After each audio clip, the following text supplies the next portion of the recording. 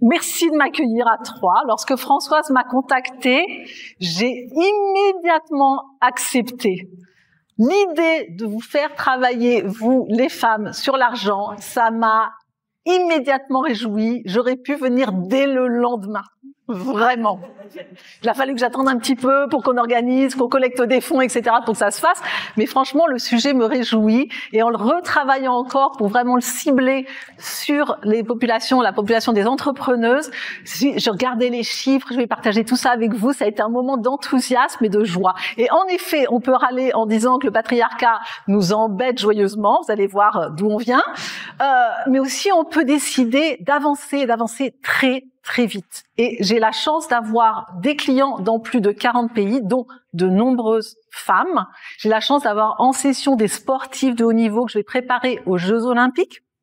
Et la relation à la réussite et à l'argent, ça se travaille de l'intérieur. Vraiment, vous allez voir. Il y a évidemment la nécessité, lorsqu'on est entrepreneuse, de faire des bilans comptables, de faire une prospective pour savoir comment on va développer sa société, mais le fait de passer par l'intérieur, on avance beaucoup plus vite. Donc, bravo d'être ici, parce que le thème de l'argent, déjà, relève de la survie. Si je vous dis, à partir de là, aujourd'hui, vous n'avez plus d'argent pour les 2-3 ans à venir, vous allez immédiatement partir en mode panique et survie. Il y a assez peu d'entre vous qui vont me dire, Lucille, zéro problème, je fais un puits dans mon jardin, je plante des patates, des carottes, je fais l'école à mes enfants, ça va rouler. D'accord? Donc, dès que vous touchez au domaine de l'argent, vous touchez au domaine de la survie, en tant qu'individu. Ensuite, on va basculer dans quelque chose qui est assez complexe, qui peut vous amener du déni, de la culpabilité, du refus, etc. Mais qui peut être un sujet parfaitement tabou. Faites l'expérience, demandez à vos amis de vous parler de la pire expérience sexuelle qu'ils aient vécue, ou demandez-leur de vous dire combien ils gagnent, ils préféreront répondre à la première question. D'accord? Tellement, c'est un sujet qui peut être très compliqué et totalement tabou. Mais quand on l'aborde dans la joie et la bonne humeur, ça vous apporte énormément de satisfaction, puis ça vous permet aussi vraiment de déployer vos projets. Aujourd'hui, non seulement je vais vous parler d'argent, mais je vais vous mettre au travail. Parce que moi, mon métier, c'est d'être coach et d'obtenir des résultats. D'accord? Et je vais vous proposer des exercices simples. Parce qu'en fin de compte, souvent, la simplicité est critiquée, mais elle est extrêmement productive. Les exercices que je vais vous proposer aujourd'hui, je les propose à mes clients et on a des résultats phénoménaux. La semaine dernière, j'ai animé une masterclass sur l'argent et dès le lendemain, avec des exercices similaires à ceux que je vais vous proposer aujourd'hui, j'ai des personnes qui m'ont dit: ça y est, j'ai clippé, je comprends pourquoi je suis dans la culpabilité, dans le refus, dans le rejet, c'est beaucoup plus simple. Et cette prise de conscience, elle les amène à une évolution qui est là déjà dès maintenant, en passant par l'intérieur. Alors, d'où on part? Avant 1965, une femme ne pouvait pas ouvrir un compte en banque sans l'autorisation de son mari ou de son papa. C'est pas il y a 250 ans, 1965. Ça veut dire que vous et moi, nous avons été élevés par des mères, des grands-mères, qui n'avaient pas le droit de gérer leur propre argent. Donc si ce sujet-là, il est difficile pour vous, mais c'est normal. C'est même une évidence. La bonne nouvelle, c'est qu'on peut complètement avancer par rapport à ce sujet-là et s'en sortir et vraiment même déployer des ressources financières que peut-être vous ne connaissez pas encore. Et on va aborder ce sujet aussi bien d'une manière émotionnelle, psychologique, familiale, culturelle et familiale, c'est crucial.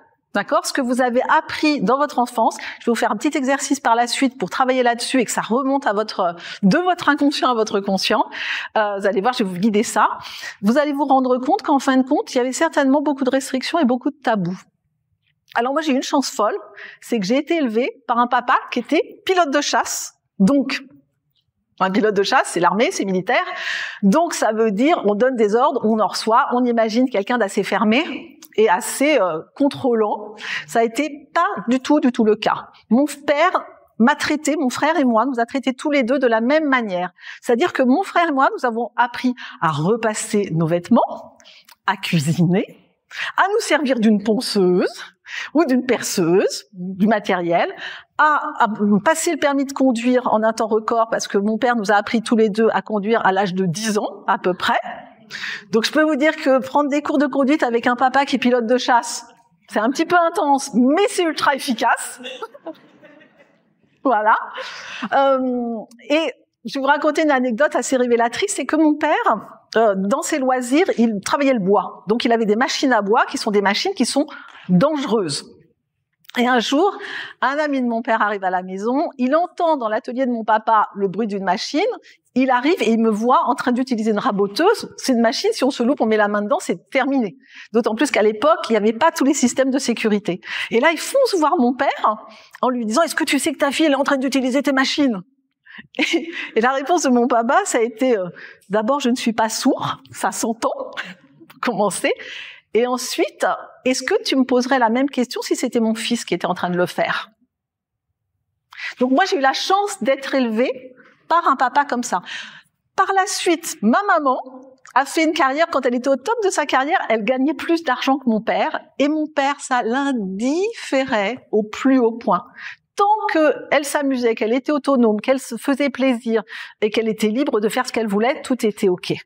Donc j'ai mis très très longtemps à comprendre, de par mon éducation, qu'il pouvait y avoir des problèmes de sexisme, d'autant plus que j'ai longtemps refusé tout ce qui relevait de l'autorité, et le fait d'être salarié, c'était quelque chose qui était difficile pour moi. Donc j'ai vécu de petits boulots jusqu'à l'âge de 27 ans, et à 27 ans, j'ai su ce que je voulais faire, et à ce moment-là, j'ai créé ma première société, et en partant d'absolument rien, j'ai réussi à travailler avec des fonds assimilés d'État, donc formation professionnelle, avec rien du tout.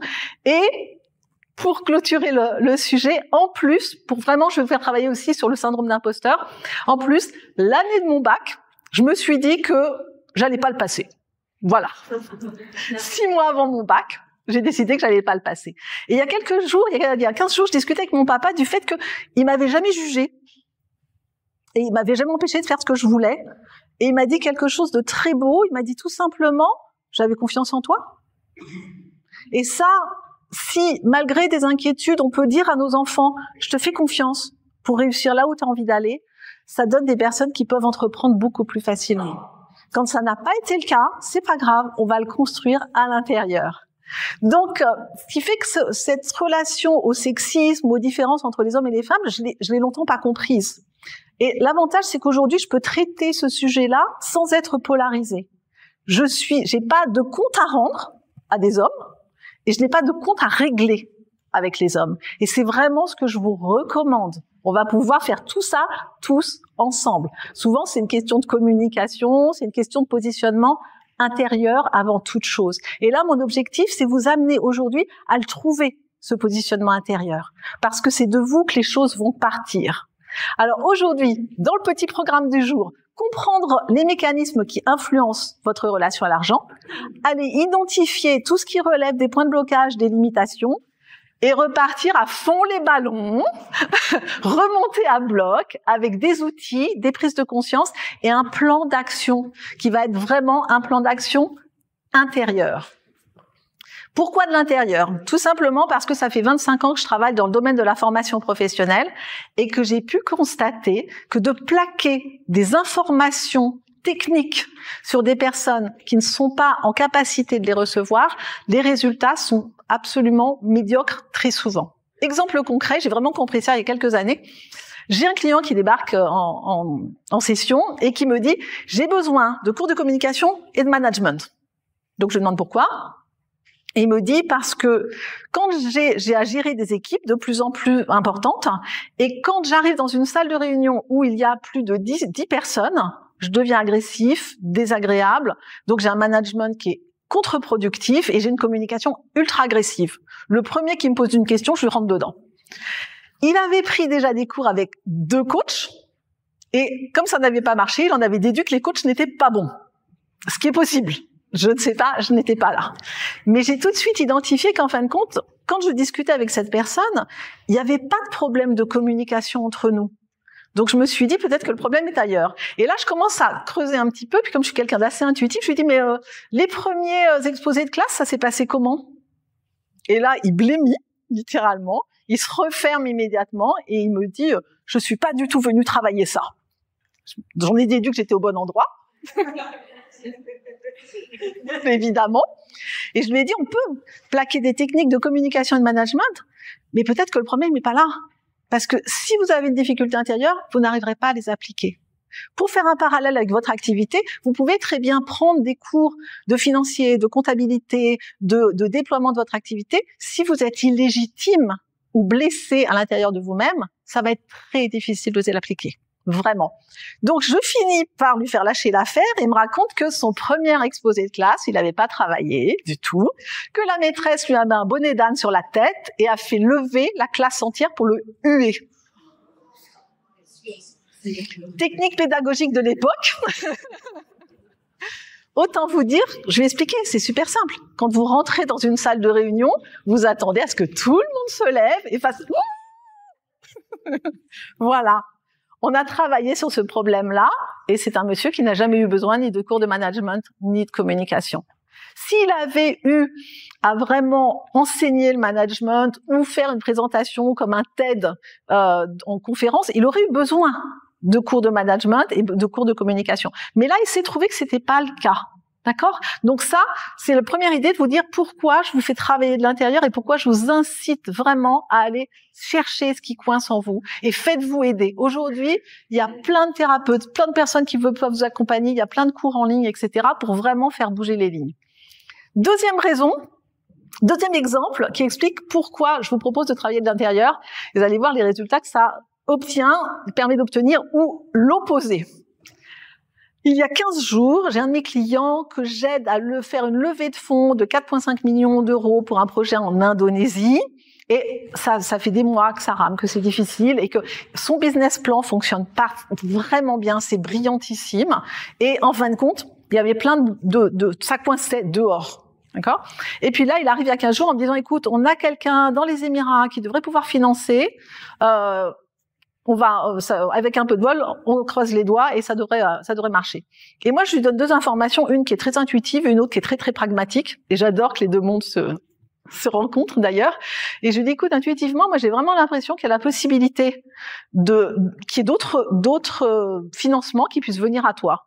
Et de manière pragmatique, on met pas tous les œufs dans le même panier. D'autant plus que je connais très bien le domaine des Émirats, ça peut prendre une éternité avant que les dossiers avancent et soient mis en place. Donc, je le fais bosser dessus. Il me dit, OK, je te suis. Je le fais bosser dessus. 3 jours plus tard, il m'appelle, il me dit, écoute, Lucille, c'est absolument fou. Dans mon cercle, j'ai rencontré quelqu'un de son cercle professionnel, je lui parle du projet, ça l'a passionné. Il a immédiatement donné le dossier, il l'a validé, c'est chez l'avocat, on signe la semaine prochaine. Ça a mis 5 jours. Parce qu'il était aligné avec ça. Donc, l'opportunité qui était là, il a pu la recevoir. Maintenant, je vais vous donner l'exemple parfaitement opposé parce qu'on peut tous vivre de manière bloquante la deuxième histoire que je vais vous raconter. Donc, j'habite à Chypre une partie de l'année et sur place, j'ai une de mes clientes qui travaille à l'Opéra de Paris qui me dit, Lucille, il y a un festival de musique de chambre à Chypre phénoménal. Si tu veux, je te mets en relation avec la personne qui le met en place, qui l'a créé, parce que je pense que vous avez plein de choses à vous dire. Moi, évidemment, ravie, je déjeune avec ce monsieur, et là, je tombe sur quelqu'un de phénoménal, cultivé, intelligent, formidable. Je passe un très, très bon moment.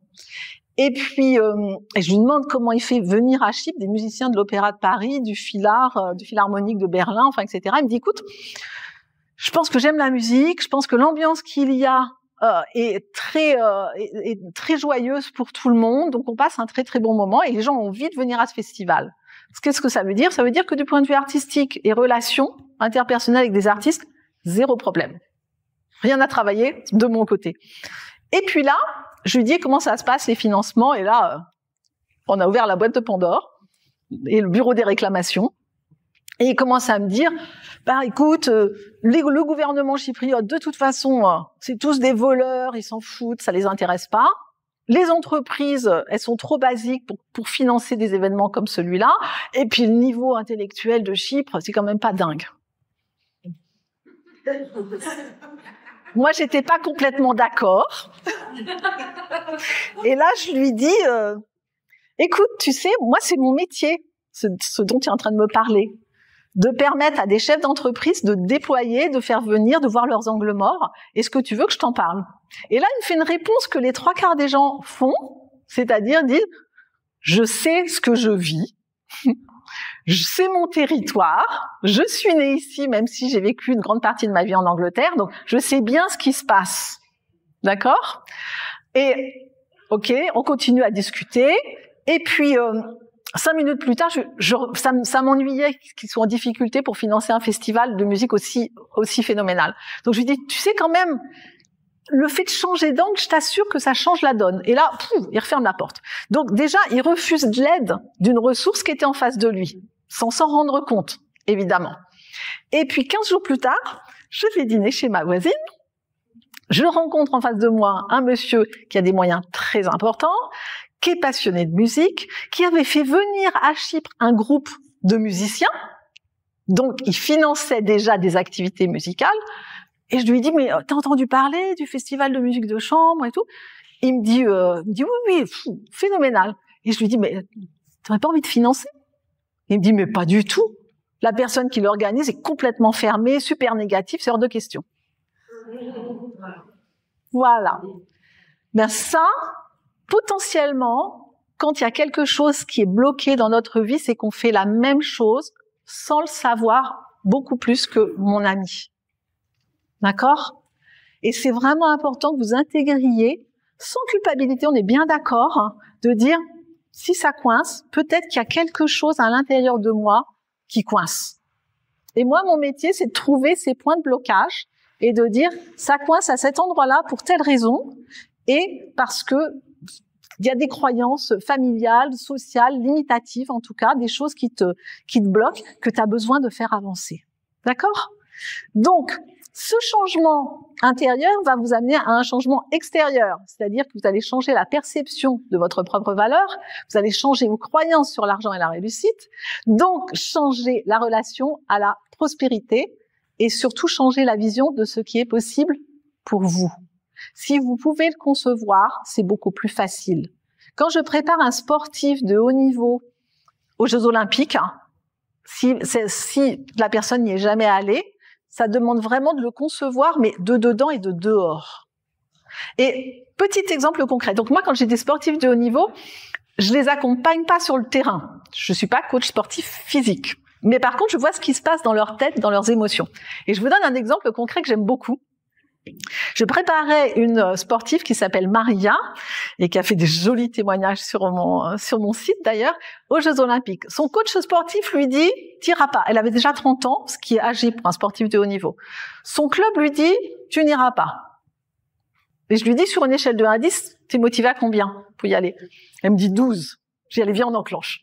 Et on avait 4 mois. Et dans les choses que je lui ai demandé, que je demande toujours à un sportif de haut niveau, c'est qu'est-ce que ton coach sportif te demande de faire que tu n'arrives pas à faire? La première fois que j'ai fait travailler une sportive de haut niveau, c'est quand même un sport complètement fou. Hein. D'abord, il faut courir avec une perche de 4 mètres. Comment c'est ça? Après, il faut la planter sur un truc qui est grand comme ça. Après, il faut se jeter en l'air. Une fois qu'on s'est jeté en l'air, il faut se retourner pour passer la barre. Donc, ça fait pas mal de boulot à faire en visualisation, mais c'est absolument passionnant. Je ne sais pas qui a eu l'idée de ce sport, mais... C'était pas le même que celui qui a eu l'idée du 100 mètres. On est sûr. D'accord? Et donc, et là, elle me dit, quand j'arrive en haut et que je me retourne, très souvent, je fais hop, et je touche la barre. Et là, moi, je lui pose une question. C'est pour ça que je vous parlais de la simplicité. Toute simple. Je lui dis, pourquoi tu fais ça? Elle me dit, parce que je suis petite. Je lui dis, mais Maria, tu sautes avec une perche de 4 mètres. Qu'est-ce que ça change que tu fasses 10 cm de plus ou de moins?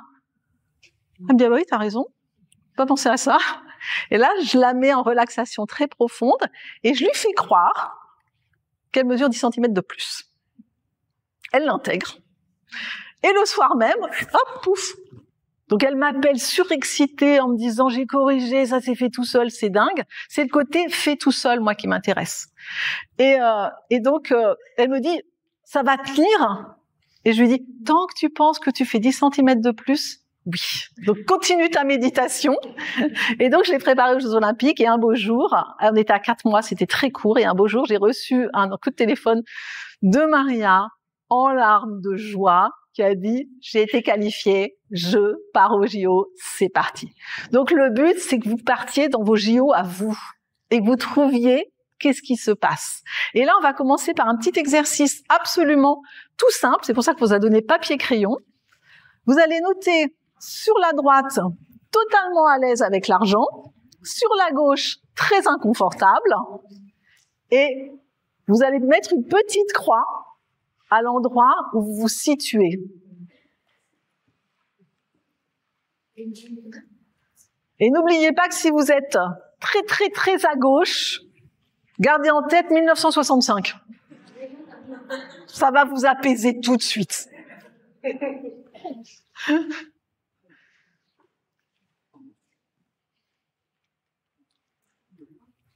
Donc là, prenez le temps, posez-vous. À partir du moment où on veut travailler sur soi, la première étape, c'est de sortir du déni, c'est d'être objectif, c'est d'être sincère avec soi-même et de se dire, ben moi je suis peut-être complètement à l'extrême gauche. Et l'avantage d'être totalement à l'extrême gauche, c'est que ça vous fait une marge d'évolution fabuleuse. Et pour celles qui se mettent totalement à l'extrême droite, on va péter les compteurs. On va tout déployer aujourd'hui. Alors, une fois que vous êtes situé, je vais vous proposer de fermer les yeux. Et on va prendre un petit moment de pause d'acceptation, tout simplement. Je vous propose de fermer les yeux. On ferme les yeux, on se pose, on relâche. On va tranquillement inspirer par le nez et expirer par la bouche. On inspire et on expire. On relâche le dos. On relâche la gorge. Si vous le sentez, vous pouvez poser les 2 pieds au sol pour être bien ancré, bien installé. Et là, de manière complètement sincère, vous allez accepter de toucher à ce sujet tellement tabou pour certaines personnes, tellement compliqué, de se dire, moi, ma relation à l'argent, elle se situe là. Je suis dans une zone qui est plus là ou là. Et ce moment d'intégration-là, on pose les choses et on a un équilibre très très juste, c'est-à-dire qu'on plonge pas dans le fait de se dire « Oh, j'en suis là » et on se met pas non plus en retrait, en fuite. Voilà. Tranquillement, quand ça sera le moment, vous allez pouvoir ouvrir les yeux. Et sentez déjà là ce que ça fait, juste d'avoir fermé les yeux et de vous être posé. Vous entendez? Sentez l'énergie de la salle qui s'est, hop là, qui s'est posée. C'est un état qui est très productif pour pouvoir faire évoluer les choses. On vit dans un monde qui est suractif, sursollicité, des notifications sur les téléphones, les ordinateurs dans tous les sens. Donc, c'est à vous de trouver les moments de calme, parce que ces moments de calme vont être des mouvements de progression. Alors, l'état des lieux. Bonne nouvelle. 3 Français sur 10 sont engagés dans une dynamique entrepreneuriale. Super bonne nouvelle, 7,7 millions. Tout va bien. Moins bonne nouvelle. En 2021, les fondatrices des startups ont levé 4 fois moins de fonds que leurs homologues masculins. 4 fois moins. On a un petit peu de boulot de ce côté-là. Bonne nouvelle. 43,3% des entreprises individuelles sont créées par des femmes. Bravo. Franchement, par rapport aux chiffres qu'il y avait il y a 20 ans, il y a 30 ans, magnifique progression. Maintenant, les freins externes majeurs, le financement. Évidemment, 51% des créatrices d'entreprises ont des difficultés à financer leurs activités et les femmes obtiennent environ 30% de moins de crédit bancaire que les hommes pour les mêmes projets. Voilà. Dans les mauvaises nouvelles, seuls 2% des fonds levés en 2021 en France ont été donnés pour des startups fondées entièrement par des femmes, donc avec un leadership féminin ou une création de femmes. 2%. Là, la marge de progression, il va falloir qu'on s'y colle un petit peu. Le réseau professionnel, évidemment, les femmes ont moins accès au cercle d'influence traditionnel, donc aux mentors et puis aux décideurs. Et en plus, il y a moins d'exemples inspirants de femmes, mais je vais vous en donner plein. Il y en a quand même beaucoup. Donc l'important, c'est de se diriger vers des femmes qui peuvent être inspirantes. Quand j'ai fait ma formation de PNL il y a 25 ans, on m'a tout de suite dit, trouve des exemples inspirants qui puissent te donner une ligne de conduite en disant, si cette personne l'a fait, tu peux le faire. Donc là, le fait d'avoir des personnes qui vous inspirent, vraiment des modèles inspirants, je fais faire ça systématiquement aux sportifs de haut niveau. Je leur fais faire une visualisation avec une sportive dans leur catégorie qui performe à un niveau où elles ont envie de performer, et on fait une vidéo en intercalant leur performance et la performance de la sportive. Je peux vous dire que le cerveau, il travaille là-dessus et ça permet d'avoir un objectif qui est extrêmement efficace. Alors, dans les choses qui pénalisent encore un petit peu, la charge mentale et familiale, 75% des tâches domestiques sont encore assumées par les femmes. Donc évidemment, ça a un impact sur la gestion vie personnelle, vie professionnelle et sur l'évolution et le déploiement de vos activités. Petite information, c'est vraiment important de comprendre aussi que on peut avoir une responsabilité dans le fait de pas partager les tâches avec les hommes. Je l'ai vu plein de fois. J'ai une très bonne amie à Chypre qui me dit j'en peux plus, je prends tout en charge, les enfants, les ceci, les cela, les emmener chez le médecin, le sport, etc. Et son compagnon, soi-disant, ne fait rien. Pas de bol, je le connais, moi, le compagnon. Et en effet, il a été éduqué dans une éducation patriarcale où les femmes font tout. Donc, il n'a pas l'idée. Il n'est pas à l'initiative du truc. Mais à chaque fois qu'elle lui dit, il faut faire ça, ça, ça et ça, il fait. Donc, je lui dis, mais bouge-toi et mets ça en place avec lui. Aujourd'hui, cherchez sur le net, il y a une application qui vraiment met toutes les tâches qu'il y a à faire, les divise par 2. Et calcule.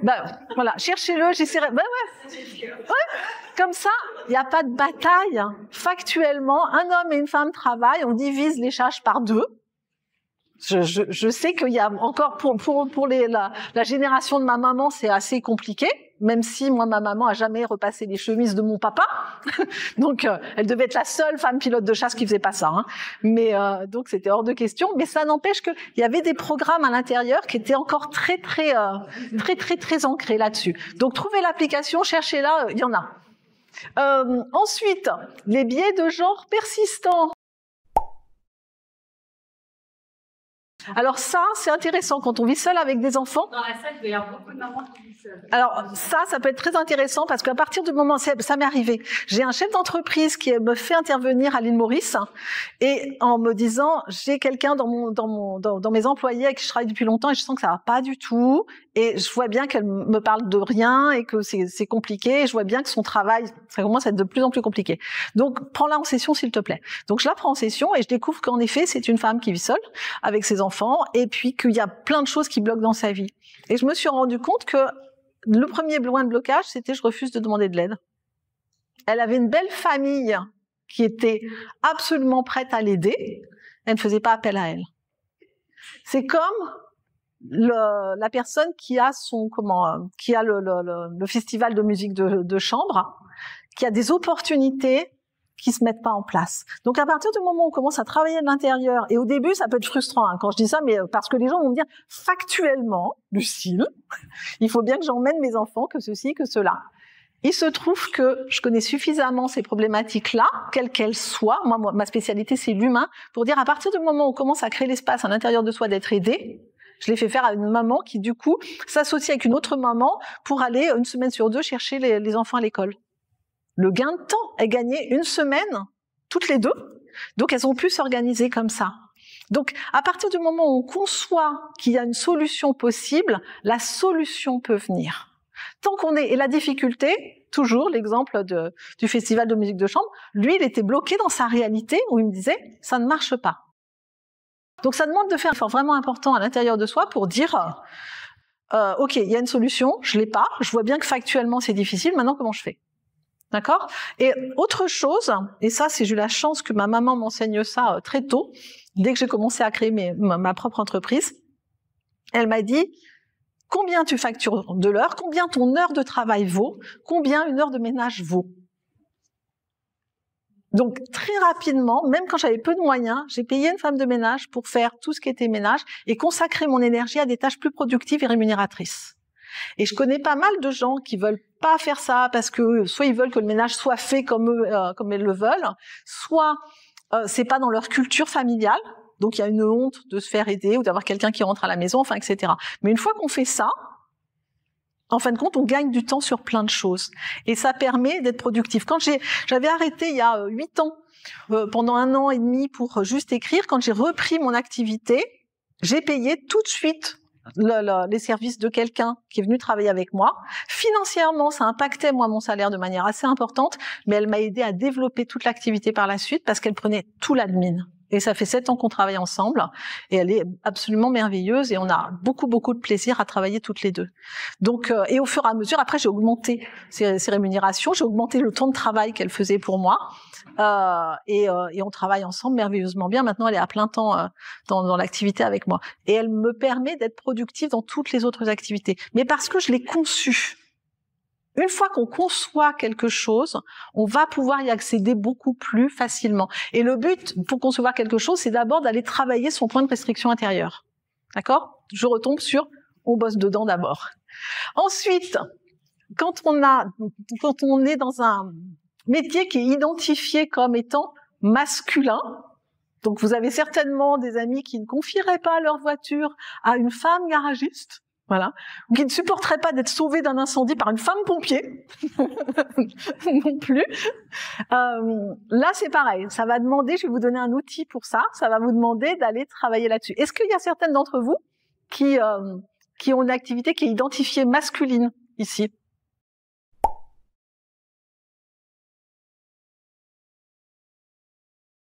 Ah, c'est pas mal, ça. Ça se passait comment? Ça se passait comment dans le secteur du béton?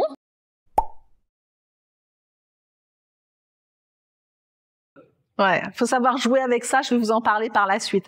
Moins on est frontal dans des situations comme ça, plus on avance. Dès qu'on est frontal et qu'on s'impose et qu'on commence à être bien énervé, on verrouille. Parce que les hommes, eux aussi, 1965. Donc eux aussi, ils ont été élevés par des papas et des grands-pères et des hommes qui leur ont dit les femmes ne peuvent pas gérer les choses.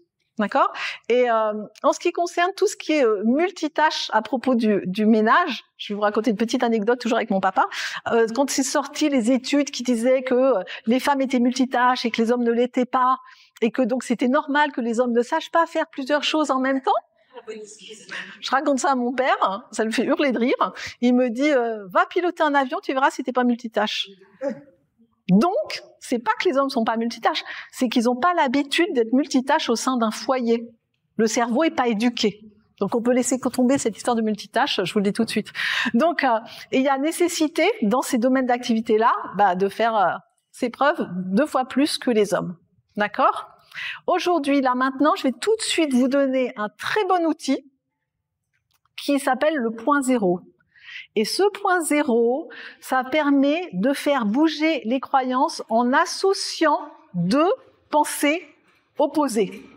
Je ne peux pas faire ça à cause de ça. Et là, évidemment, on verrouille. Alors que si on commence à travailler avec le point zéro, je vais vous expliquer comment ça fonctionne, on va associer 2 polarités opposées. Donc imaginez un fer à cheval, vous avez une polarité négative d'un côté, polarité positive de l'autre. Au milieu, quand c'est un aimant en fer à cheval, au milieu, vous avez de l'énergie. Et ben c'est le même système. Quand vous avez une pile électrique, vous avez un plus, un moins, et l'énergie qu'il y a dedans vous permet d'utiliser une torche, une lampe. D'accord ? Eh bien, le fait de faire fonctionner votre cerveau, et je vous donne l'outil tout de suite, avec des polarités qui sont opposées, va vous permettre de commencer à penser différemment. J'avais, il y a quelques années, deux artistes qui avaient une compagnie qui avait été coulée par une personne. Et comme depuis ça, ils n'arrivaient plus à décoller, ils étaient complètement verrouillés, traumatisés, à vrai dire, parce qu'ils avaient perdu tout l'argent, et c'était des gens qui avaient une compagnie de danse ils avaient dansé devant Mandela, ils avaient dansé dans plus de 30 pays, enfin vraiment des grands artistes. Et c'était des personnes qui avaient une démarche spirituelle qui faisait qu'on doit pardonner à son ennemi. Le concept est très bien si on est en capacité de le faire, émotionnellement et psychologiquement. Si on n'est pas en capacité de le faire, on est dans du déni. tout simplement. Et eux, c'était leur cas. Et tant qu'ils étaient bloqués sur cette injustice, on n'arrivait pas à avancer. Psychologiquement, émotionnellement, ils étaient vraiment au point mort par rapport à ça. Donc, je commence à discuter avec eux en disant peut-être qu'il faudra accepter que là, vous n'êtes pas en capacité de pardonner. C'était verrouillé. Parce que leur maître à pensée spirituelle leur avait dit pardonne. Donc, eux, ils se seraient trahis eux-mêmes. Donc, on était vraiment sur un point de blocage important. Et là, je leur ai dit, on va faire du point zéro. Avec le fait que vous haïssez cette personne et que vous avez besoin de lui pardonner, vous avancez sur vos projets. Et là, tout à coup, le fait d'intégrer qu'il y avait en même temps du pardon et de la haine, parce que vraiment, ils avaient de la haine pour cette personne, et ils avaient des problèmes physiques, ils somatisaient énormément, évidemment, parce qu'ils s'étaient retrouvés au RSA quand même. Donc, on disait, avec le fait que je hais cette personne, je passe dans une étape de pardon. Et là, ça a verrouillé. Exemple avec un sportif, ça a déverrouillé, je veux dire. Et là, avec un sportif de haut niveau, quand il a eu une compétition qui n'a pas très bien marché, et qu'il angoisse sur celle d'après où il doit être sélectionné au JO, c'est la dernière possibilité, on va dire, avec le fait que j'ai planté cette compétition, je suis en pleine forme pour la prochaine. Du coup, au lieu d'être seulement sur une polarité de ce qui ne va pas, ou d'être sur la polarité de ce qui va, vous associez les deux. C'est absolument magique. Donc, quand il y a un point de blocage, on peut dire avec le fait que c'est totalement bloqué, je trouve une ouverture. Et là, votre cerveau va dire, mais c'est bloqué ou il y a une ouverture ? C'est pas de logique pour lui. Et vous allez rentrer dans cet espace-là, dans lequel il y a de l'énergie, il y a de la créativité, il y a des nouvelles idées, qui est l'énergie du point zéro, et qui peut débloquer énormément de choses. C'est un outil qui va être aussi bien physique, psychologique qu'émotionnel. Donc, je vais vous faire là, pratiquer ça. Qu'est-ce que vous avez comme point de blocage dans votre activité aujourd'hui? Avec le fait que je sois une femme qui bosse dans le BTP, je suis reconnue pour mes valeurs et mes compétences. Ça, c'est une affirmation au point zéro. C'est-à-dire qu'au lieu de bloquer sur le fait de se dire « je suis une femme dans un monde d'hommes », ou le fait de se dire « je vais reconnaître ma valeur », on associe les deux. C'est extrêmement puissant et très souvent, les gens ont beaucoup de mal à le faire et trouver l'affirmation. Donc, je vais vous la faire pratiquer puis je vais vous demander ce que vous avez trouvé pour que vous puissiez vraiment comprendre cet outil-là. Une fois que vous avez ça, vous pouvez vraiment faire fonctionner des projets qui sont verrouillés. Et le fait de faire ça, on accepte la polarité négative. Alors moi, j'ai été beaucoup enseignée par des mentors, des coachs américains, et j'ai pas mal de clients américains. Et eux, faut toujours être à fond. C'est absolument impossible. Donc quand j'ai un client américain qui me dit « ouais, je suis désolée, j'ai eu du mal à faire tout ce qu'on avait prévu parce que j'étais fatiguée », il culpabilise énormément de ça. Mais dans le fait d'être fatigué, c'est peut-être que c'est un moment de pause. C'est peut-être que c'est un moment de remise en cause. Il n'y a rien de négatif en vérité dans la vie. Dès que c'est transformé ou associé avec quelque chose de positif, vous allez le transformer, vous allez en obtenir quelque chose qui vous sera bénéfique. Et je peux vous garantir que dès que vous allez faire fonctionner votre cerveau de cette manière-là, c'est absolument phénoménal les résultats, les nouvelles idées qui vont venir. Voilà. Par exemple, toujours exemple concret, cette personne avec son festival de musique de chambre, s'il m'avait laissé le faire travailler un peu, j'aurais dit, avec le fait que le territoire chypriote est verrouillé, j'ai des opportunités qui sont là. Et à ce moment-là, il ne serait pas forcément passé à côté de l'opportunité qui était droit devant son nez. D'accord? Parce que si vous fermez les portes dedans, ça se ferme dehors. Et quand vous ouvrez dedans, ça s'ouvre dehors. Donc là, je vous propose d'écrire ce qui peut vous ralentir à gauche, et tout ce que vous avez envie de développer sur la droite. Et de trouver l'affirmation. Et l'affirmation au point zéro, c'est avec. Avec ma peur de l'échec, je m'autorise la réussite. Trouvez votre affirmation au point zéro et vous allez sentir physiquement ce qui se passe quand les choses se débloquent, parce que vous êtes dans une pensée associative au lieu d'être dans une pensée binaire. Donc déjà, vous identifiez ce qui vous ralentit, ce qui vous bloque. Et si ça peut vous aider, fermez les yeux, parce que des fois, c'est pas conscient. Et le fait de fermer les yeux, de partir en introspection, tout à coup, vous allez peut-être avoir une information de dire « Ah bah oui, c'est ça ». Et vous pouvez avoir deux approches, soit l'approche vraiment analytique, réfléchie, de dire factuellement « la banque me prête pas ». Voilà, je vais développer mon activité, la banque dit non. Avec le fait que ça bloque avec la banque, je trouve une autre solution. Je l'ai fait faire ça. J'ai fait faire à quelqu'un qui avait un projet complètement bloqué. Et la personne avec son projet en Indonésie, c'est ce qu'on a fait. Et là, hop, les opportunités se mettent en place, les nouvelles idées, la nouvelle manière de prospecter, de communiquer se met en place. Donc, vous pouvez commencer votre phrase avec le fait que, ou avec ma peur de, je m'autorise à réussir. Avec le fait que mes parents sont des personnes qui me jugent dans mon évolution, dans ma capacité à entreprendre. Avec le fait que mes parents aient peur pour moi, je m'autorise à réussir.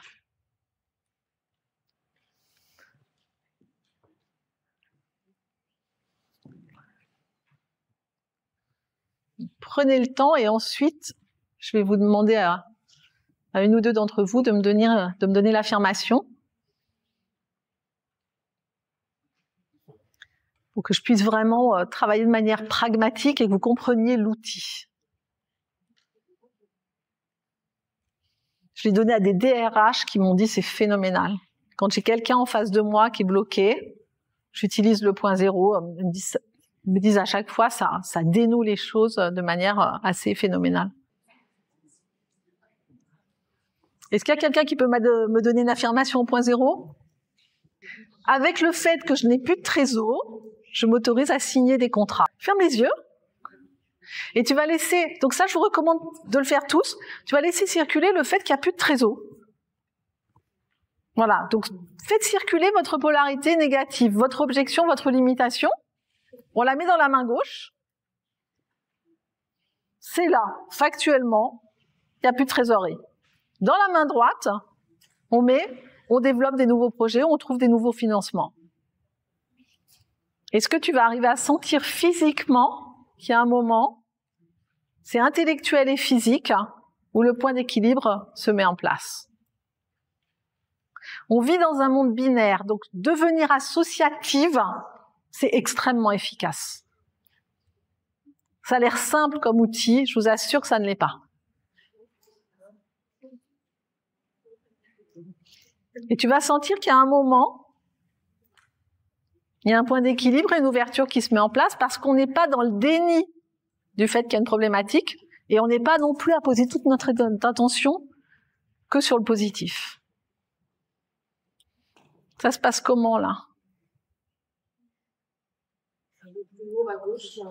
Ouais.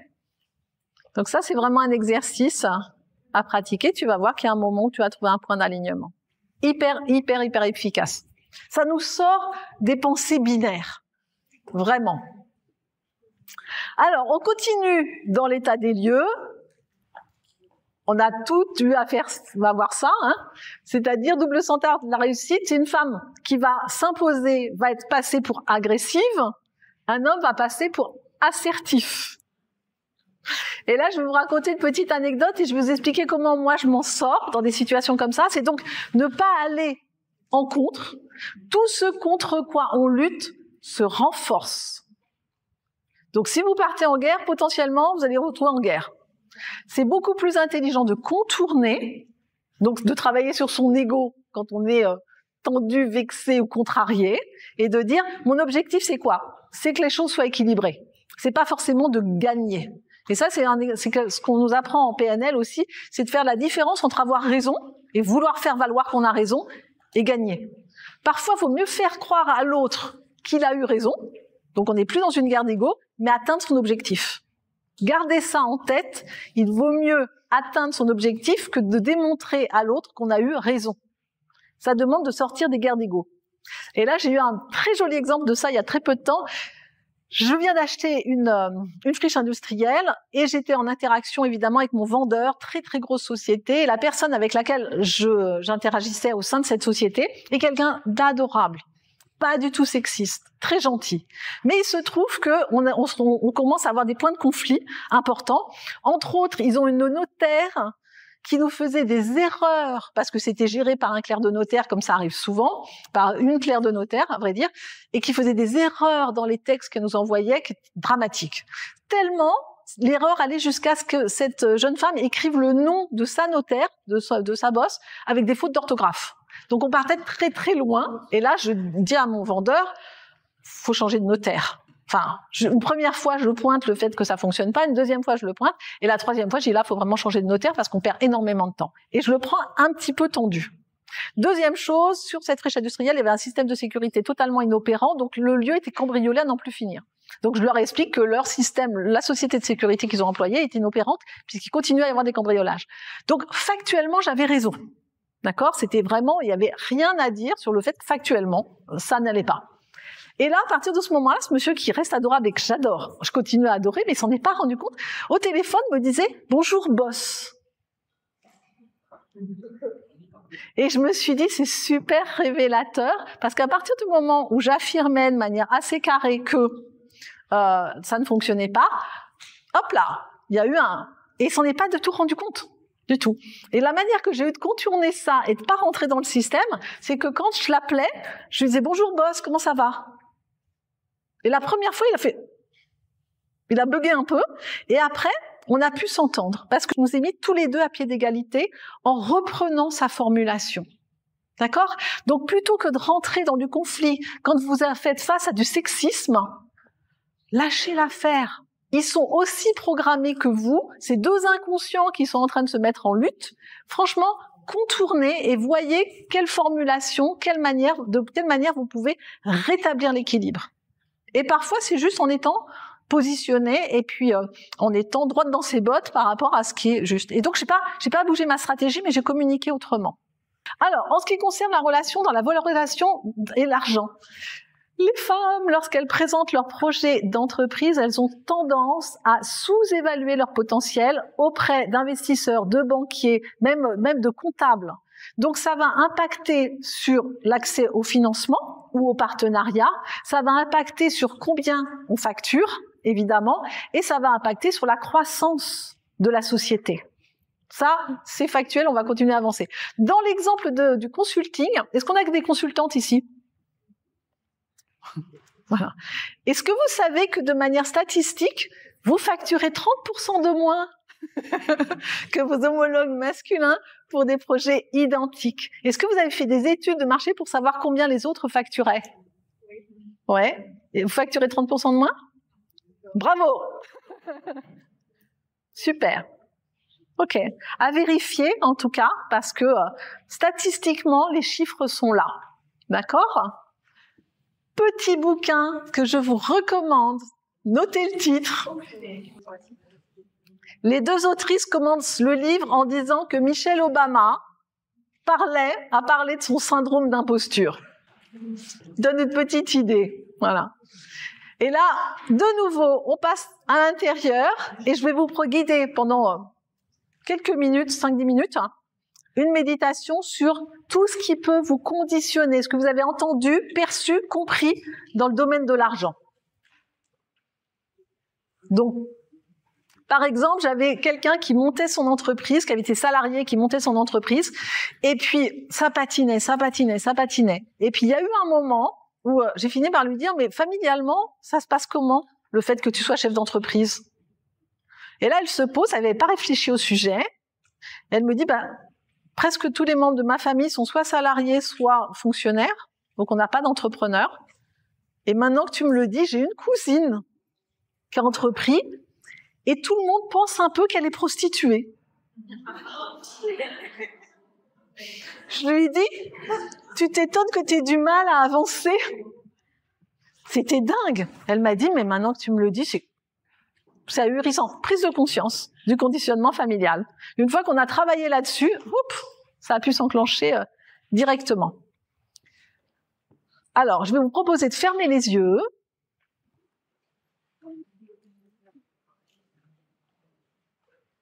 Et là, petit exercice. Les pieds au sol. De nouveau, on est vraiment dans l'état d'esprit de faire avancer votre relation à l'argent.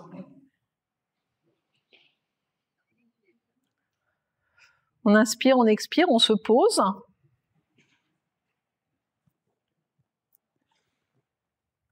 Et dans quel environnement familial vous avez vécu par rapport au fait de gagner de l'argent, de générer de l'argent, d'être indépendante, d'être autonome? Qu'est-ce qu'on vous a dit?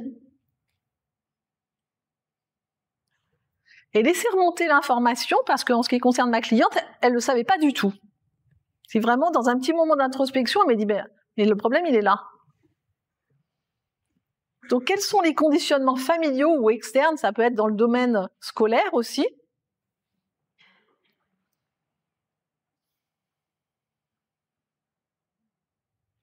On inspire, on expire, on se pose avec ça. Plus vous vous détendez, plus l'information peut remonter toute seule.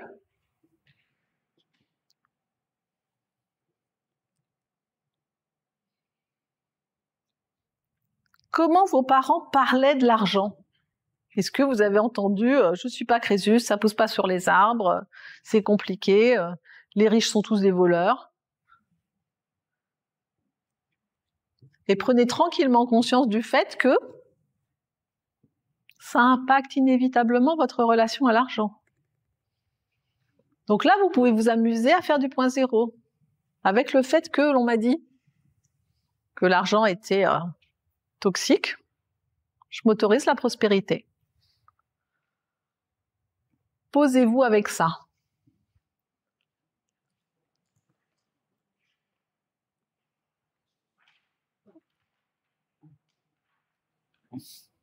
Personne n'a envie d'être quelqu'un de malveillant,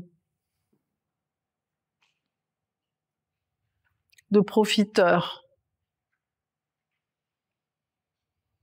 On inspire et on expire, on se pose.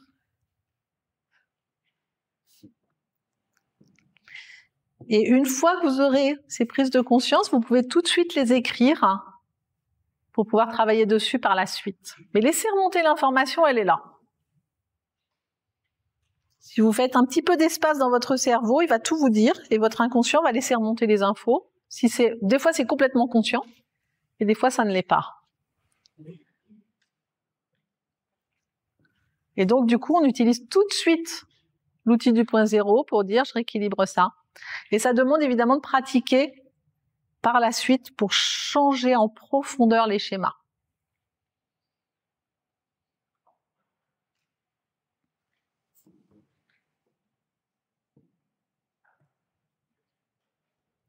Donc quand c'est là, vous ouvrez les yeux, vous notez.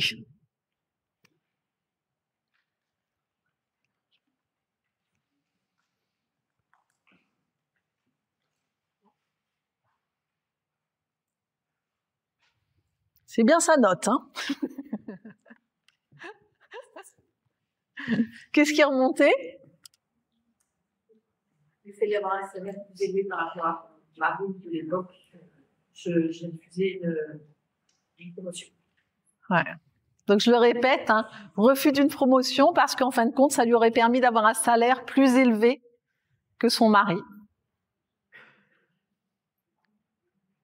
Et comment on fait le point zéro de Pour ça, c'est-à-dire, c'est vraiment de se poser et d'aller sentir. Est-ce que c'est une imitation familiale? Est-ce que c'est une imitation qu'on reproduit? Et je m'autorise, avec le fait que je gagne plus que mon mari, je m'autorise à évoluer professionnellement. Avec l'opposition que j'ai au sein de ma famille, je m'autorise l'évolution. Voilà. Donc ça demande de pratiquer encore et encore. C'est un mécanisme intellectuel et émotionnel, le point zéro. Une fois que vous avez chopé cet outil-là, c'est extraordinaire tout ce que vous pouvez déployer. Et alors là, comme on est au milieu de la conférence, je vais vous donner un petit outil qui n'a absolument rien à voir avec l'argent, mais qui a à voir avec la vitalité. Le corps humain est composé de fascias. Les fascias, ce sont, si vous avez déjà mangé un blanc de poulet, sur un blanc de poulet, vous avez une petite membrane blanche dessus, c'est un fascia. Le corps humain, il est composé de 15 kilos, voire plus de fascia. Ça vous donne une idée dans le corps humain, d'accord? Ça recouvre les muscles, les os, etc. Et ces fascias, si je les enlève de votre corps, vous allez vous écrouler comme une marionnette dont on a coupé les fils. D'accord? Donc là, on est au milieu de la conférence. Il y a forcément un petit moment où vous avez beaucoup réfléchi, d'être en introspection, donc l'énergie descend. On va la remonter. Donc, fermez les yeux, sur une échelle de 1 à 10, à combien est-ce que vous évaluez votre niveau d'énergie? Là, on sent que ça commence à poser un petit peu. Et après, je vais vous proposer de vous lever, voilà, ça baille. Et vous allez voir, on va faire un exercice tout simple. Je vais vous proposer de vous lever, on va relancer l'énergie et on va activer les fascias. Et pour les activer, c'est tout simple. Allez!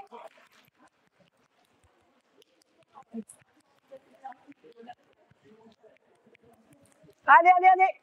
Un peu d'énergie, on fait circuler tout ça.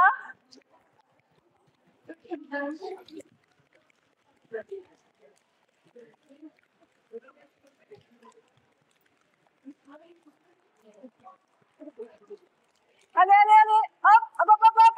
Derrière! Vous pouvez faire dos par dos, taper dans le dos de l'autre. Allez-y. Tournez-vous. Ouais. Tournez-vous. Hop. Après, on se tourne. Voilà. Allez, allez. On se tourne. Allez, allez, allez, allez. Encore. Allez, allez. Voilà. C'est plus facile que de le faire tout seul. Et maintenant, on frictionne.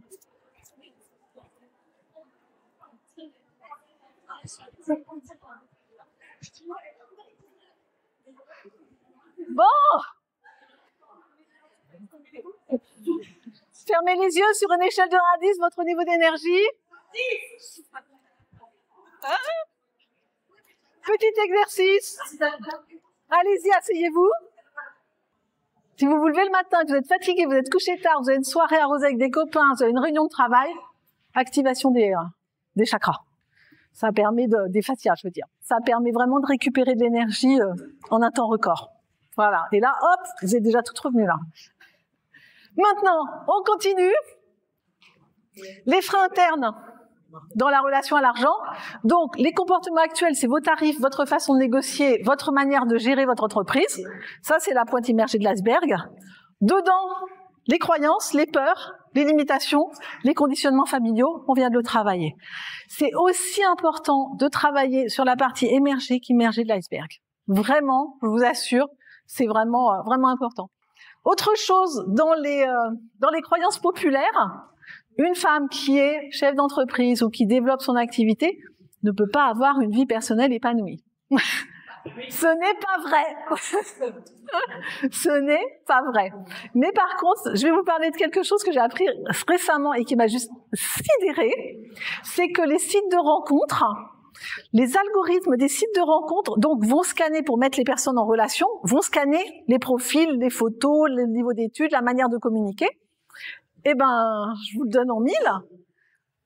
On met pas au même niveau les hommes et les femmes. C'est-à-dire qu'on met en relation des femmes qui sont à ce niveau-là et des hommes qui sont au-dessus. De manière financière, intellectuelle, etc. Ça, si ça nourrit pas le patriarcat, même sur des sites de rencontres, les algorithmes nourrissent ce genre de choses. Alors, le résultat de ces croyances, évidemment, vous allez systématiquement minimiser vos réussites, avoir du mal à parler de l'argent avec vos clients, offrir des réductions. Est-ce que ça vous est déjà arrivé d'offrir des réductions avant même qu'on vous le demande? Oui. Et ressentir de la culpabilité quand on gagne plus que son entourage. Yes. Donc là, petit exercice de nouveau. On était sur l'extérieur, ce que vous avez déjà entendu, vous l'avez noté. Maintenant, qu'est-ce que vous reproduisez vous-même de jugement, de critique? Et là, on peut tomber sur du grandiose parfois. Donc, je vous propose tout de suite de fermer les yeux. Vous êtes mis à l'écoute de ce que vous avez entendu en tant qu'enfant, dans votre adolescence, dans le cadre familial. Là, maintenant, qu'est-ce que vous pensez de vous-même si vous réussissez? Est-ce que c'est fluide, c'est simple, c'est facile? Est-ce que vous-même, vous l'autorisez? Ou est-ce que vous reproduisez le conditionnement social, familial?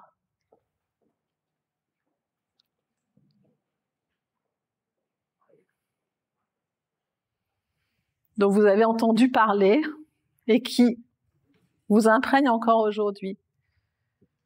Laissez remonter l'information.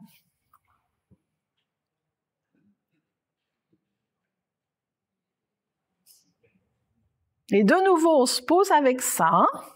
On peut faire du point zéro, avec le fait que je me juge, avec le fait que j'ai peur de ne pas y arriver. Je m'autorise la réussite et la réalisation que je mérite.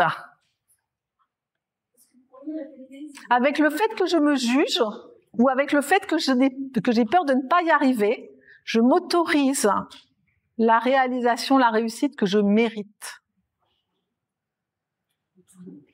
Sentez profondément, et ça peut secouer un petit peu parfois quand on travaille ça, vous avez de la valeur. La grande majorité, très très grande majorité d'entre vous, vous êtes tout simplement des femmes formidables. Vous faites beaucoup de choses. Vous êtes belles valeurs. Si vous laissez circuler ça à l'intérieur de vous, qu'est-ce qui se passe? Et s'il y a des objections qui montent, n'hésitez pas à dire avec le fait que je ne pense pas mériter, je m'autorise la réussite, qui est juste, tout simplement qui est juste.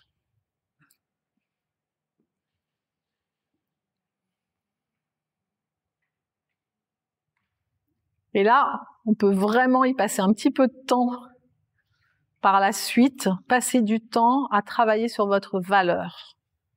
Parce que dans la société dans laquelle on vit, on associe l'argent à la valeur. Il n'y a rien de plus faux. Je connais des personnes qui ont énormément de moyens et qui ont une image d'eux-mêmes très dégradée. L'argent ne vous apporte pas de valeur, mais que si on l'associe, si vous êtes en difficulté par rapport à votre estime de vous-même, ça impactera le financier, c'est du pur bon sens. Voilà. Et quand vous avez les informations qui sont remontées, vous les notez, du point zéro, travaillez. Sur mes réseaux sociaux, vous trouvez plein de méditations, je vous en parlerai après, pour travailler tous ces sujets-là en profondeur. C'est vital pour vous. Et je vais vous raconter une autre petite anecdote. Il y a une des expériences qui ont été faites avec un profiler du FBI. Donc un profiler du FBI, c'est quelqu'un qui va dessiner quelqu'un que vous allez décrire. Vous avez assisté à un braquage, le profiler va vous dire le blanc, noir, les cheveux courts, enfin, etc. Il va dessiner. Et on a fait une expérience assez intéressante. On a mis un profiler du FBI, un rideau, une femme qui se décrit. Et le profiler dessine, sans la voir. D'accord? Après, on a mis l'ami, la meilleure amie de cette femme, qui la décrit. Le profiler dessine. Là, il y a déjà une grosse différence entre comment on se perçoit et comment notre ami, de manière très objective, va nous percevoir. On a fait le même exercice avec des hommes. Les femmes ont tendance à se décrire plus laides qu'elles ne sont, et les hommes ont tendance à se décrire plus beaux. Véridique. Il faut se sortir de là. Vraiment sortir définitivement de tout ça. Et pour ce faire, je vais vous donner des exemples inspirants. Je vous en ai parlé tout à l'heure. Clara Guémard, je vous laisse lire son parcours. Elle gère, donc son groupe gère plus de 600 millions d'euros qui sont réinvestis à 50% dans le soutien des jeunes entreprises. Et, alors là, on ne sait pas comment elle a fait, mère de 9 enfants. Elle a délégué, c'est sûr. Pour l'éducation, on ne sait pas, mais pour l'organisation, c'est sûr. Évidemment, Marie Curie, prix Nobel de chimie, Emmanuel Charpentier, prix Nobel de médecine.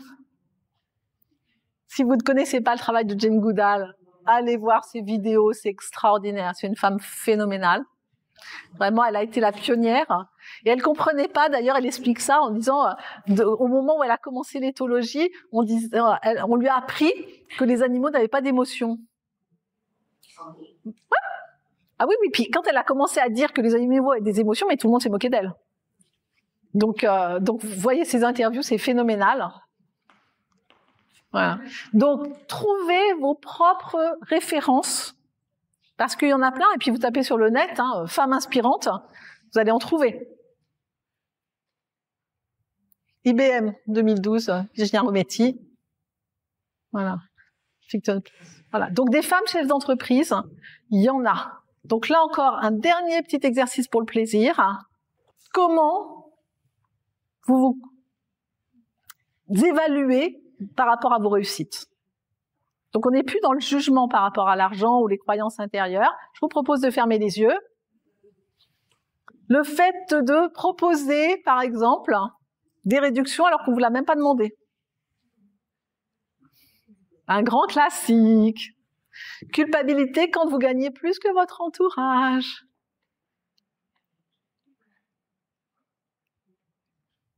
Donc là, on n'est plus dans les émotions, on est dans le comportement. Vous avez détecté ce qui relevait de l'extérieur, ce qui relevait de l'intérieur, et là, comment vous matérialisez tout ça? Et comment vous adhérez au système? C'est ça qu'il y a à comprendre. Et donc, pour toutes les personnes qui ont une activité qui nécessite de vendre un produit, imaginez que vous augmentez de 10, 20, 30% juste pour être dans la norme. Et sentez comment vous interagissez avec ça. Si vous l'intégrez à l'intérieur de vous et que vous vous autorisez à facturer ce que vaut réellement votre travail, il n'y a que vous qui puissiez le faire. Personne d'autre. Donc sentez s'il y a de l'inconfort, ça veut dire que ça demande de travailler encore et encore et encore dessus. D'accord? Petit plan d'action. Et là, je vous guide la dernière méditation et vous allez voir, ça va vous faire un bien fou.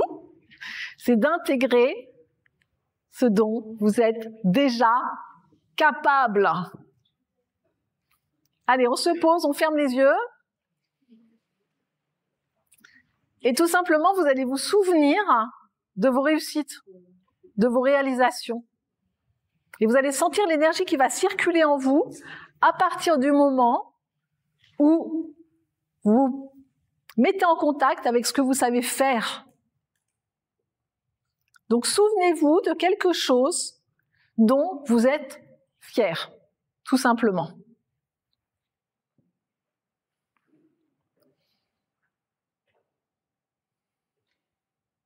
Plus vous construisez ça à l'intérieur, plus vous allez être solide, fier de vous, stable, confiante. Quelle qualité vous reconnaissez?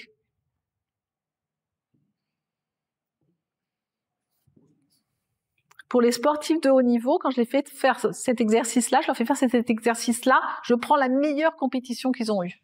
Donc, quelle est votre meilleure compétition, votre plus belle réussite? Et sentez ce qui se passe en vous lorsque vous ancrez ça, lorsque vous vous l'appropriez, lorsque factuellement, vous vous dites « Je sais, je suis capable, je suis efficace, je suis performante, j'ai de belles valeurs, je suis une bonne personne. »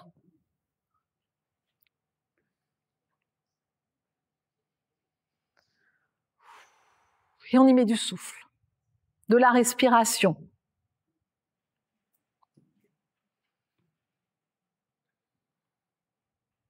De la présence, du courage.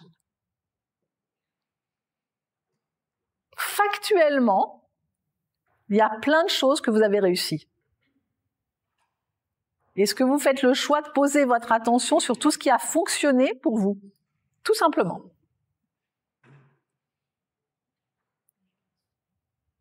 Et petit effort de mémoire, de quelles compétences vous avez eu besoin pour réaliser ces projets?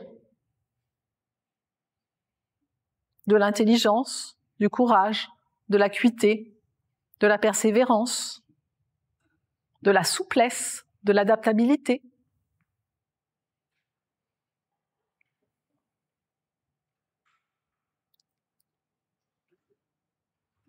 Et ces compétences et ces capacités, je vous propose vraiment de les intégrer très, très profondément et de sentir que là, vous allez être dans un autre état d'esprit. Et cet état d'esprit, il est productif. Si vous faites une méditation de ce type-là avant d'aller à un rendez-vous pour obtenir des financements, je peux vous dire que votre interlocuteur ne va pas du tout percevoir la même chose de vous que si vous y allez en pensant que potentiellement il y a eu des choses difficiles et que ça risque de ne pas marcher. Ça se travaille. On n'est pas dans de la pensée magique, on est vraiment dans un travail de fond sur l'estime de soi.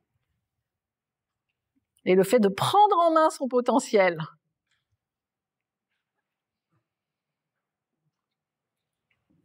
Et là, je vais vous proposer, quand vous avez pris le temps, surtout, quand vous avez senti, expérimenté à l'intérieur de vous cet exercice-là, tout de suite de noter les qualités, les compétences que vous reconnaissez. Qu'est-ce qui vous vient? Je suis capable de.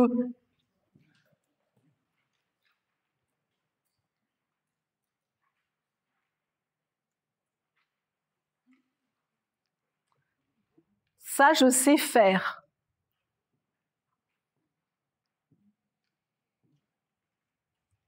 Et est-ce que vous pouvez prendre la décision de vous mettre au travail par rapport à ce que vous avez déterminé, ressenti aujourd'hui? Donc, de tenir un journal dans votre relation à l'argent pendant une semaine, que ça soit professionnel ou personnel, c'est extrêmement efficace et productif.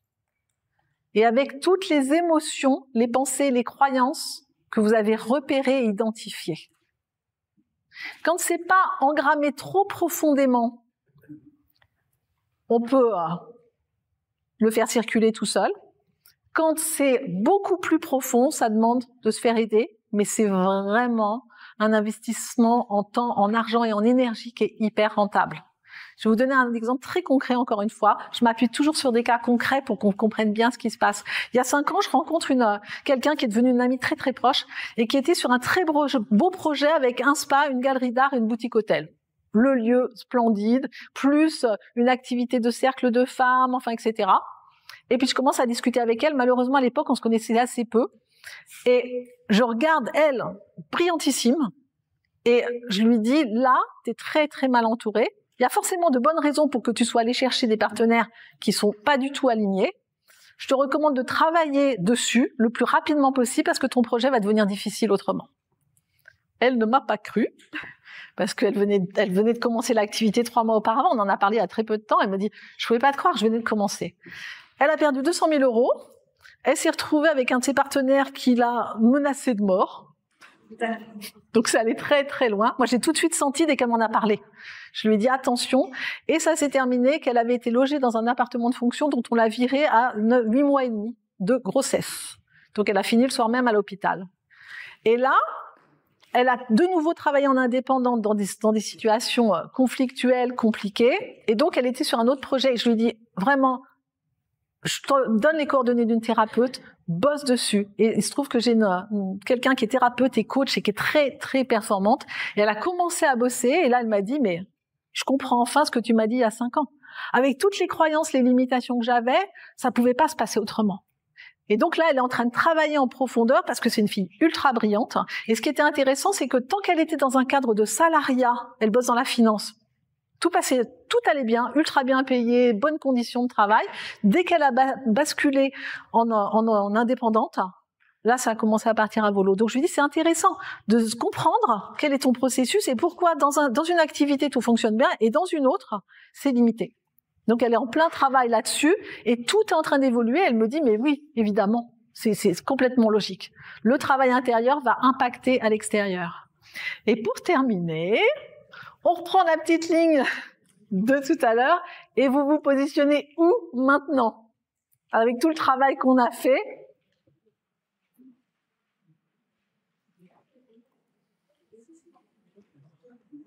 Prenez le petit dessin du début. Ça a bougé? Yes! Ça a bougé? Bravo! Celle pour qui ça a bougé, lève la main.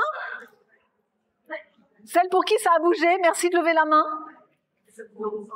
Bon, pas mal. Bravo. Pour les autres, on continue, on se met au boulot. Donc, là, le but, on n'est pas dans de la pensée magique, on est vraiment dans du travail, dans de l'introspection, dans de la connaissance. D'accord? Ça va vous demander de faire avancer le sujet. Et pour la conclusion, si vous pouvez noter une croyance limitative dont vous choisissez de vous débarrasser aujourd'hui, une action concrète que vous mettez en place dès maintenant, dès demain, et un objectif ambitieux que vous voulez réaliser dans les 6 mois à venir. Ça, c'est vos devoirs pour la semaine prochaine. Vous méritez de réussir et de réaliser tous vos projets. La grande majorité des projets sont bons. Ils partent du cœur, ils partent d'une envie d'autonomie, ils parlent souvent de partage, d'envie de partage. Il y a plein de projets qui partent de ces envies-là et c'est tellement important de les réaliser. Donc, retrouvez-moi sur les réseaux sociaux, évidemment, hein, comme toujours. Et je vous parle de la plateforme des illimités.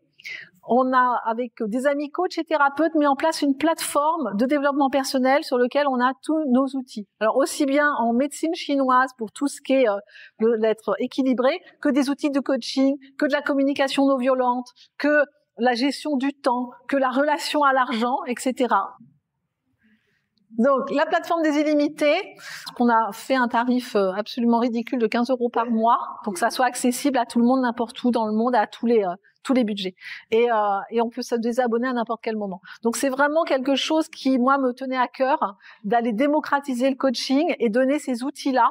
Voilà, j'y anime des masterclass, j'y anime des lives dans lesquels on peut garder des sessions avec moi en individuel, de manière à ce que vous ayez tous accès à ces outils et que ça soit banalisé et accessible à n'importe qui, à n'importe quel moment.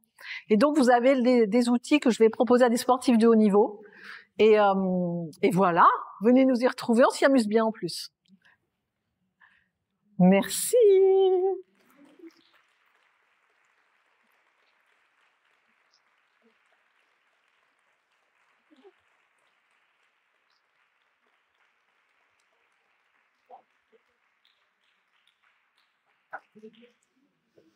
Un petit temps de réponse aux questions. Est-ce qu'il y a des questions? Est-ce qu'il y a des choses que vous voulez revoir, pratiquer, redéfinir, expliquer? N'hésitez pas. Je suis là pour ça.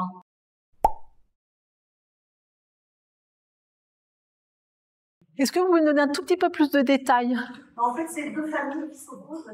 D'accord. C'est-à-dire que d'un côté, un modèle du côté du papa, par exemple, qui est dans l'abondance, et du côté de la maman, qui est plus dans la restriction ou l'inverse, peu importe. Hein. Oui, c'est ça. C'est ça.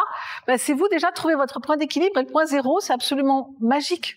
C'est-à-dire que le fait de vouloir, parfois de manière inconsciente, on veut adhérer au système financier de son clan, alors que c'est un système qui ne nous correspond pas.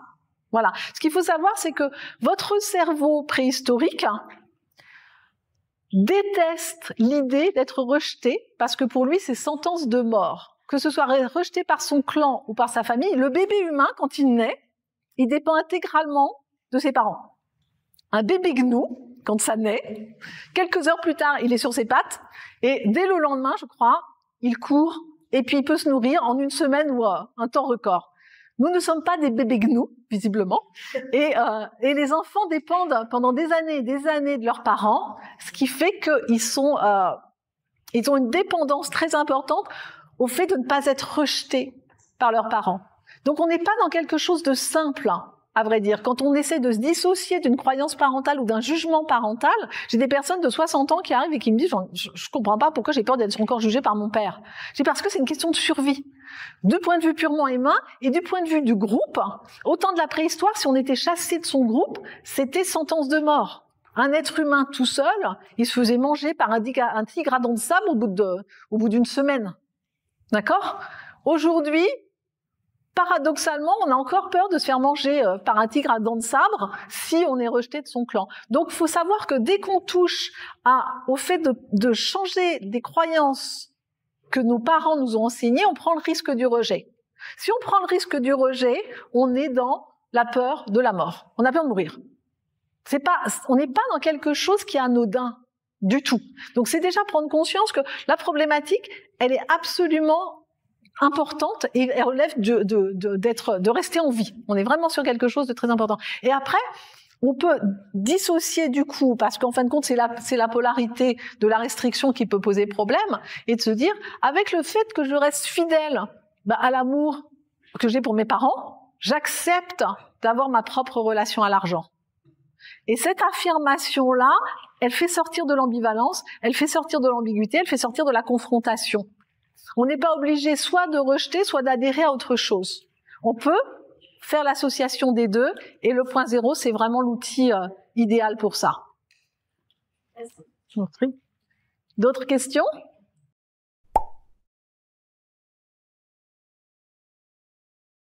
Donc là, la question, c'est de savoir comment, dans un cadre familial, on peut se repositionner quand on se dissocie vraiment des schémas familiaux. Et je vais déjà vous répondre par une petite citation bouddhiste qui dit « Si tu veux savoir si tu as réellement avancé, va passer une semaine dans ta famille. »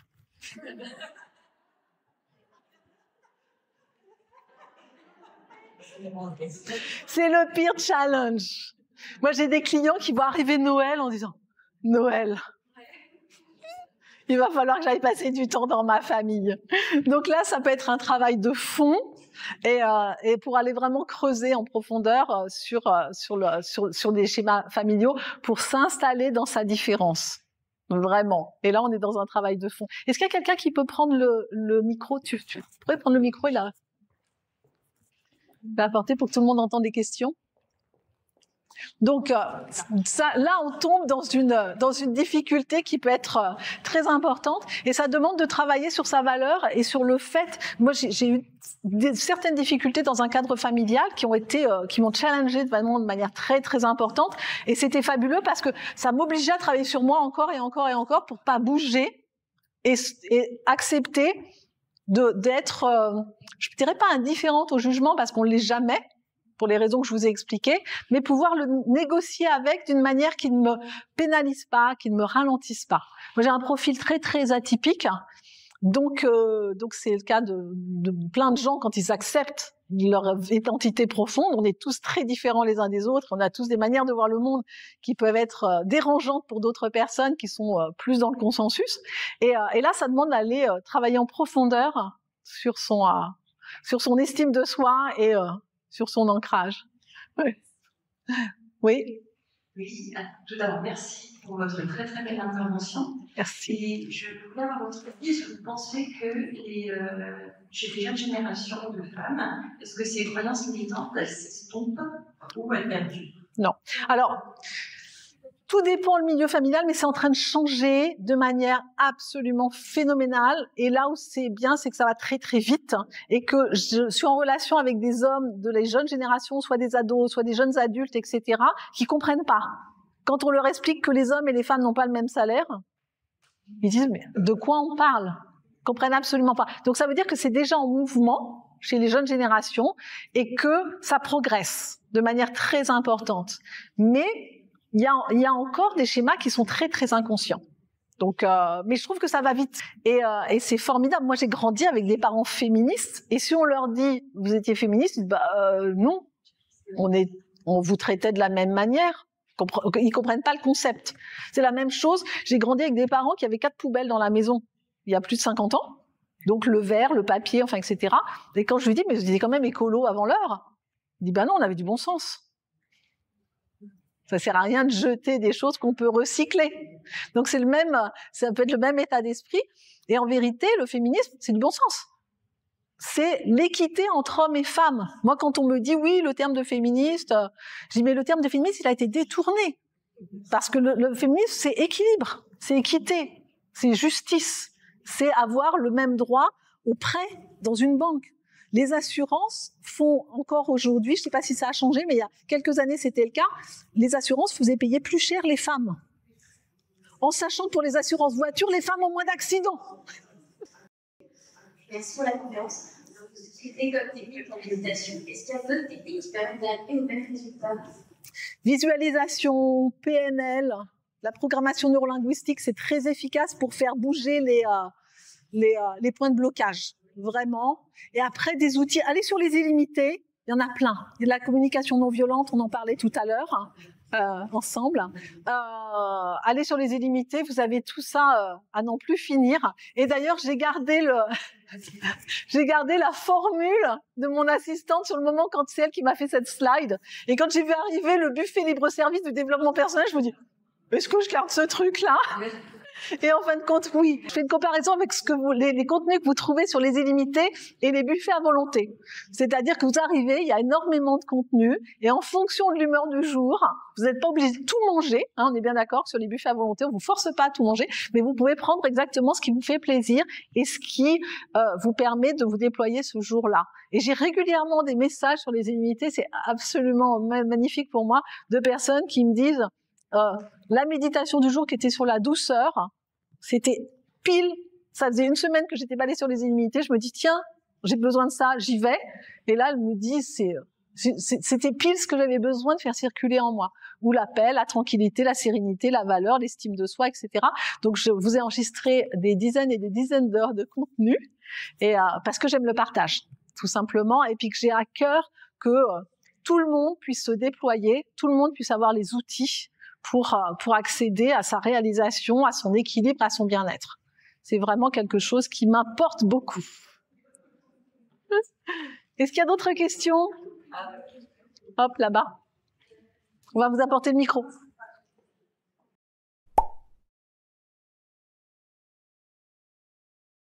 Excellente question, parce que seuls les imbéciles ne changent pas d'avis.